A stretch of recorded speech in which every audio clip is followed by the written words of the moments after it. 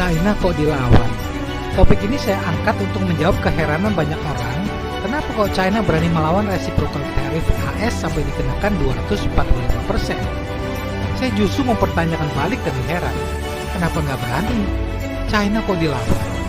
Seperti AS, banyak pemberita mass media mainstream dan sosmed kita yang masih memberitakan China, negeri tirai bambu itu, bla bla bla bla.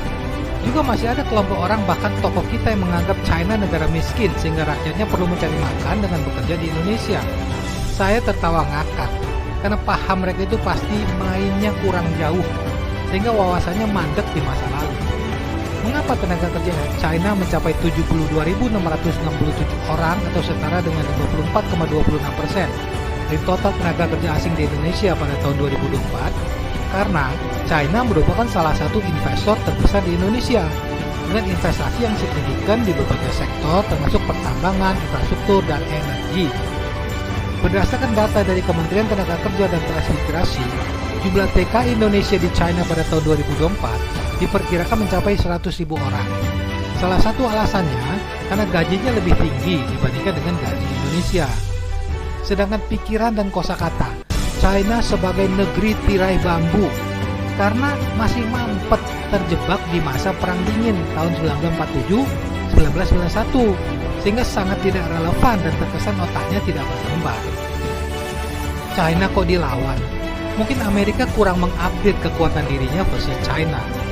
Supaya tidak terus gagal paham dan merugikan diri sendiri, coba saya bantu update ya. Dari faktor besaran kontribusi terhadap global trade 2024 yang sekitar 33 triliun US dollar, Amerika kontribusi sekitar 10,53% dan China sekitar 18,67%. China melalui Huawei dan ZTE memimpin penerapan infrastruktur 5G secara global. China juga mengejar AS dalam industri AI dan quantum computing, seperti yang baru menggemparkan dunia melalui DeepSeek yang mengungguli ChatGPT. Electric vehicle dan baterai, BYD, CATL, dan perusahaan China lainnya mendominasi rantai pasokan kendaraan listrik dunia. Hypersonic Technology China sudah mengungguli AS. Beijing Power Machinery Institute mengembangkan pesawat hypersonic Mach 16 dengan kecepatan 20.000 km per jam, bisa mengelilingi bumi dalam waktu 2 jam. Terobosan ini telah didokumentasikan dalam Journal of Propulsion Technology. Per sekarang, hanya China yang sudah mempunyai dan menguji hypersonic aircraft Starry Sky 2. Hanya China dan Rusia yang sudah mempunyai operational hypersonic missiles. USA belum punya, masih pengembangan. Jadi, andaikan, ini andaikan loh ya. Jika Amerika terus memainkan jurus dewa mabuk dan main kasar kepada China, sehingga memicu perang sungguhan. Bayangkan dan andaikan pesawat hypersonic China dipasang hulu ledak bom hidrogen dan ditargetkan ke pusat vital Amerika Serikat, apa jadi? Untuk melumpuhkan sistem ekonomi dan politik di Washington hanya perlu waktu 33 menit saja. Untuk melumpuhkan US Strategic Command atau Stratcom, pangkalan angkatan udara Opat di Nebraska, hanya perlu 32 menit. Untuk melumpuhkan Naval Station Norfolk di Virginia hanya perlu 34 menit. Untuk melumpuhkan Peterson Space Force Base di Colorado hanya perlu 32 menit. Untuk melumpuhkan pangkalan angkatan udara Vandenberg di California hanya perlu 29 menit. Saking cepatnya dan manuver, per sekarang belum ada senjata apapun yang bisa menangkalnya, termasuk oleh sistem pertahanan rudal AS saat ini, misalnya SM-6, THAAD, dan Patriot System. Saya contohkan bom hidrogen dan bukan bom nuklir, karena China tidak akan menggunakan nuklir terlebih dahulu atau no first use nuclear policy, kecuali jika diserang terlebih dahulu. Mengapa semua negara pemilik senjata nuklir, kalau belum gila dan tidak kerasukan setan, mustahil menggunakan bom nuklir? Karena akibatnya adalah lose-lose situation. Semua kalah, semua rugi, semua hancur.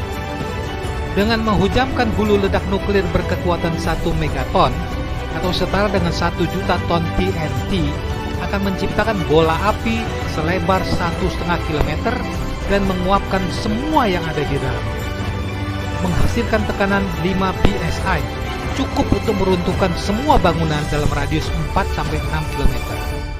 Menyebabkan luka bakar tingkat 3 hingga jarak 10-15 km. Jika beberapa hulu ledak menghantam kota atau pangkalan militer, jutaan orang akan langsung tewas. Denyut elektromagnet atau EMP dapat membakar peralatan elektronik di seluruh benua, peruntukan jaringan listrik, komunikasi, dan sistem keuangan. Debu radioaktif akan menyebar melalui angin, mencemari persediaan makanan dan air, serta menyebabkan epidemi kanker jangka panjang. Jumlah korban tewas lebih dari 200 juta dalam hitungan jam, dan miliaran lebih manusia akan mati akibat kelaparan dan atau radiasi. Nuclear winter. Sebagai akibat dari perang nuklir, debu dan asap yang dihasilkan akan menghalangi sebagian besar sinar matahari dan panas matahari dari permukaan bumi, sehingga bumi akan cepat menjadi gelap dan dingin. Suhu akan turun sekitar 10-20 derajat Celcius selama 1 dekade. Tidak ada yang bisa bercocok tanam, kelaparan global, peradaban runtuh, pemerintahan runtuh, ekonomi tutup, kejahatan brutal menyebar luas. Bukan untuk merebut makanan yang sudah langka, namun bisa saja menjadi kanibal untuk survive. China kok dilawan? Saya angkat hanya mengingatkan bahwa jangan melanjutkan tindakan emosional dan irasional serta kekanak-kanakan kepada China. Karena kalau akhirnya AS tetap kalah dan terdesak, bisa saja mengeluarkan jurus dewa-dewi mabuk lainnya yang merugikan diri sendiri dan potensial merugikan kemanusiaan secara keseluruhan.